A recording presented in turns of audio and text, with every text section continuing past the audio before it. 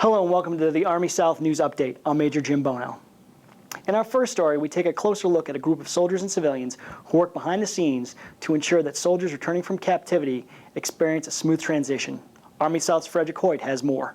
Sergeant Bo Bergdahl's recent release after nearly 5 years in captivity by Taliban forces in Afghanistan and his subsequent return to active duty marked the 9th successful reintegration mission for U.S. Army South.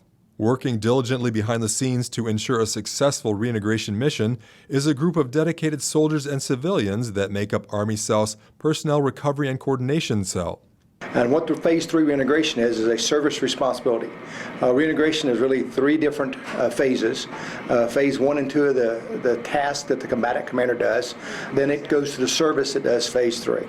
What the service is responsible for is to bring in that service member back to the United States, doing the reunions with their family, continuing to do the medical care.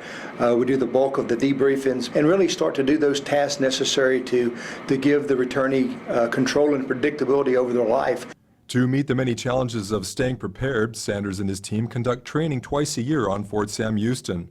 The training concludes with a rehearsal of concept exercise when key players complete a mock reintegration. You know, as the OIC of the reintegration team, I get to oversee the operations, but we have multiple individuals that really make this process happen for us. And it is those individuals that really have the expertise and the knowledge to understand the process, and they really affect and interact with those returnees, and they make the difference in that individual's life. The Department of Army designated Army South as the lead executive agent of the 3rd and final phase of the reintegration process. Reporting for Army South, I'm Frederick Hoyt. Our next story takes us to Central America, where soldiers from JTF Bravo and Honduras recently deployed to El Salvador to conduct a joint medical readiness training exercise. Sergeant Robert Stevens files this report.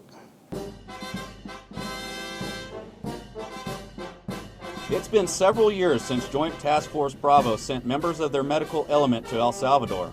After a collaboration between the JTFB medical planners, medical liaison officers, and the El Salvadoran Embassy to plan and facilitate the event, Medell personnel and equipment were transported to La Poza, El Salvador on a joint expeditionary medical readiness training exercise by JTFB's 1st 228 Aviation Regiment.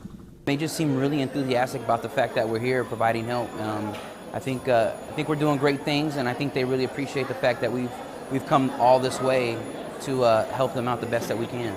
During the 2-day exercise, the U.S. medical team, alongside some of El Salvador's best healthcare professionals and military personnel, were able to provide more than 1,250 people with free medical services.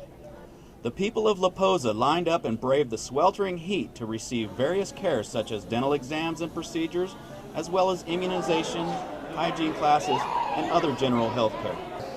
We've done something very positive, and that's what makes, to me, this worthwhile. It's hot, it's humid, it's not the most pleasant environment as far as the heat, and the accommodations are great, it's what they provided us.